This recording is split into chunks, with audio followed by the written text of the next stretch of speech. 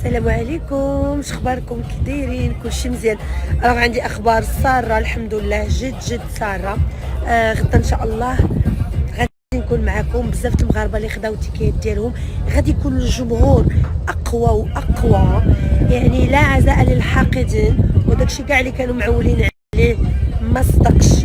وغادي يكون الجمهور رائع واقوى من المباريات اللي فاتت. غادي يكون ان شاء الله بحول الله ماتش قوي. دعواتكم مغرب ان شاء الله مربوحه وديما مغرب واسود الاطلس طوب ديال الطوب.